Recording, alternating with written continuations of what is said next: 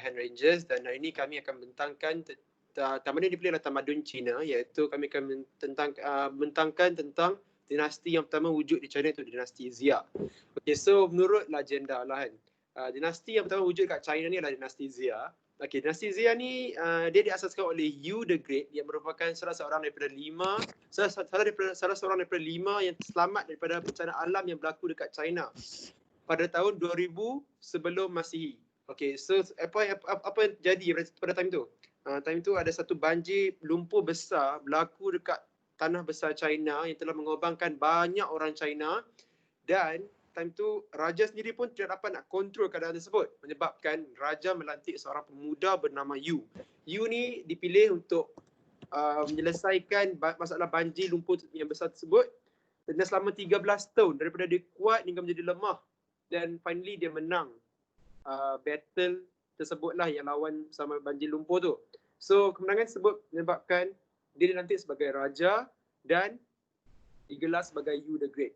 Okay, dapat nak kewujudannya tak sahih. Dia tak tak dapat nak confirm lah kewujudan dinasti tersebut. So dia ada dinasti Xia, and then tapi dinasti Xia ni tak wujud. Dia tak dapat, bukti dia tak kukuh nak confirmkan kewujudan dia. Sebab menurut arkeologi dia cakap pada peringkat pertengahan dan perakhiran zaman dinasti Shang ada bahan bukti berbentuk writing, tetapi mengkaji kesasihan kewujudan dinasti Xia. Okay, so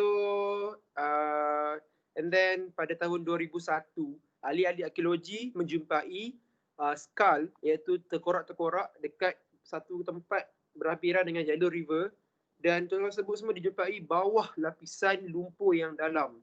So macam, and then selepas dikaji dia didapati bahawa dia telah wujud 2000 tahun sebelum Masihi lah. Itu tarikh kewujudan dinasti Xia. So sampai minit ke-20 minit ke-10 hingga ke-20 saya akan menerangkan tentang apa yang ada dalam video tu lah. So pada minit ke-10 hingga 20 ini kita dapat mengetahui bahawa Yu ataupun Yu the Great adalah pengasas dinasti pertama, iaitu Xia, dan merupakan seorang legenda dalam cerita di kalangan penduduk Cina. Okay, so terdapat sebuah kampung di Cina yang penduduknya adalah salah satu daripada 56 kumpulan etnik yang dipanggil sebagai Qiang. So mereka ni, diorang ni ada satu tarian yang dipaskan kepada generasi yang seterusnya untuk generasi yang seterusnya. Okay, so penari diorang ni akan melompat daripada satu kaki ke satu kaki yang lain. Okay, untuk menghalau semangat jahat dan membawa kesejahteraan. Okay, so tarian ni juga membawa penghormatan ataupun memberi penghormatan kepada Yu the Great, sebab masa Yu the Great tengah menentang ombak besar, kaki dia lemah. Faham kan? Faham. Penemuan arkeologi pada abad yang ke-20 telah menemukan beberapa budaya di Sungai Huanghe ataupun Sungai Kuning dan Yangtze. Faham tak? Baik. Faham. Yangtze Delta dekat Sungai Yangtze ni, Yangtze Delta ni antara yang terkuat pada masa itu. Okay, so sebab arkeologi telah membuktikannya dengan penggalian yang terjadi pada tahun 1936. Benteng bandar Yangtze ni telah dijumpai di Yangtze Delta.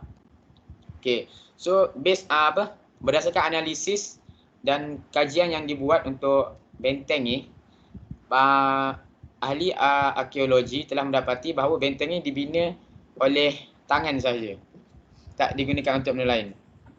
So jadi benteng ni juga selepas dikaji oleh arkeologi, mereka mendapati bahawa batu-batu daripada benteng ni diambil daripada gunung yang berdekatan dengan mereka. So luar benteng ni keluasan ialah 7 km dan dia macam bentuk segi empat dan boleh menempatkan ramai penduduk di situ. So arkeologi juga menjumpai sepihan tembika yang dapat menunjukkan populasi dan dia punya aktiviti seharian dalam benda tu. Faham kan? Faham. Faham. Okey, bagus. Okey. So, daripada sepihan terbikat ni, diorang dapat tahu juga yang aktiviti penduduk kehidupan diorang ni berdasarkan kepada pertanian. Sebab diorang pakar arkeologi menjumpai beras. So pada akhir bandar ni terjadi satu banjir besar yang telah menutupi semua bandar ni ataupun menanam semua bandar ni ke dalam pasir dan lumpur. So 2200 sebelum abad yang bangsa Yangju ni hilang sebabkan oleh bencana alam yang landa mereka lah. So disebabkan ni dia tak boleh dikaitkan dengan dinasti yang pertama. So itulah pengakhiran untuk saya dan pada minit ke-20 hingga 30 akan dibincangkan oleh member Raihan Ranger yang lain. Taman Kuno Cina.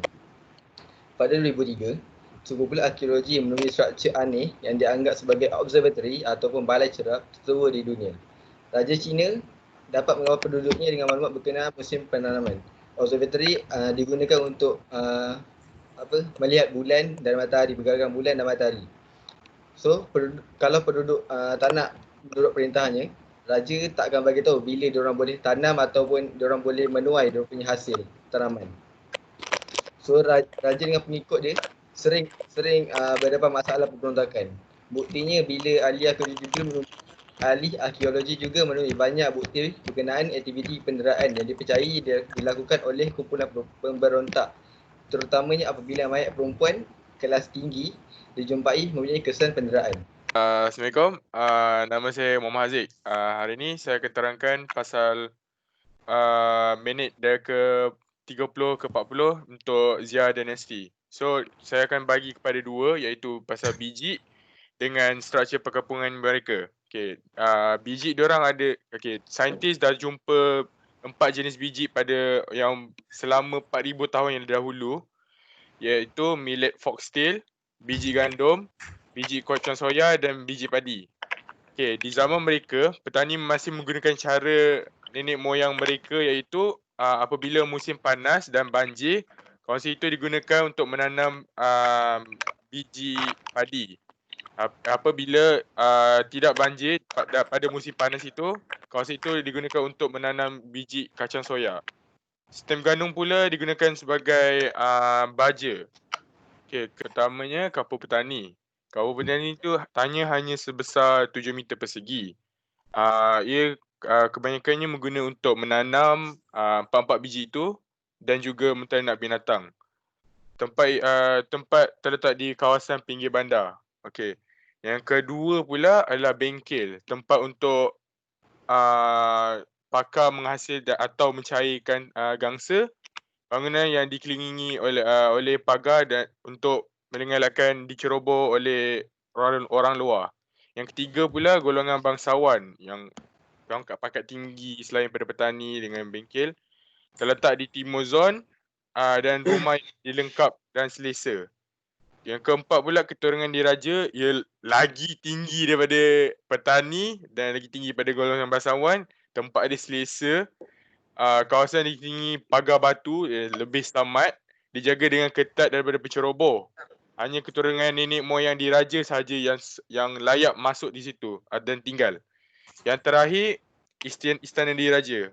Untuk raja, untuk permaisuri yang tinggi, pangkat paling tinggi. Halaman dikelilingi oleh galeri tertutup. Kehebatan pembinaan itu menggambarkan kekuatan politik raja yang tinggal di... Dari segi sistem perumahan, kita tahu reka bentuk bagi plan pada zaman dulu iaitu di Erlito dan istana daripada dinasti berikutnya, mereka mendapati pelannya hampir serupa. So mereka berpendapat bahawa pelan yang asalnya berfungsi sebagai asas bagi pembinaan kemudian, terutamanya yang boleh dilihat di pandangan udara Beijing, iaitu istana di sana dibina pada Maharaja dinasti Ming. Dan selepas itu terdapat sebahagian daripada dinding-dinding yang dan mempunyai pintu terbuka yang menghadap selatan. Selain itu, terdapat galeri tertutup seperti yang dikatakan oleh Haziq yang mengelilingi bangunan yang fasadnya menghadap esplanade. Dan tempat ini menjadi tempat di mana Maharaja berjalan. Seterusnya, reka bentuk bagi perumahan ini bertahan selama 4,000 tahun. Dan reka bentuk ini terus susun di sekitar halaman yang berlainan seperti yang kita boleh nampak kepada The Forbidden City. Dan kadang-kadang perumahan ini juga dibina di kawasan puncak dan berbentuk tradisional. Dan mereka juga dibina dan disusun di sekitar perumahan pedalaman. Dan reka bentuk ini juga berkembang menggunakan prinsip-prinsip yang kita dapat temukan di sisi Erlito. So, selain itu, dari segi pertanian atau bahan mentah, sistem pertanian yang makmur diperkembangkan oleh para petani Erlito. Dan biji dari daerah yang jauh diimport untuk menghasilkan objek gangsa yang canggih. Dan selain itu, meteorologi Cina juga diubah menjadi seni khusus dan sangat dikodifikasikan. So, saya akan menjelaskan tentang gangsa. Gangsa ini berperanan penting untuk menunjukkan kekuatan dan kewibawaan. Dan gangsa ini sering dikaitkan dengan golongan elit. Maka pengeluaran gangsa yang terdapat di Erlito ni, terutamanya ia disediakan untuk pangsu gangsa untuk konteks ritual. Sebelum mengakhiri sesi ini, saya ingin menjelaskan bahawa ibu kota dinasti Xia iaitu Erlito merupakan pusat kebudayaan yang pertama di Timur Jauh. Dan sampai sekarang, kuil yang terdapat di Bandar Kaifeng ini masih dikunjungi orang Cina sebagai penghormatan kepada Yu the Great. So, itu saja yang kami ingin sampaikan. Semoga anda melayani video ini. Terima kasih. Assalamualaikum warahmatullahi wabarakatuh. Assalamualaikum.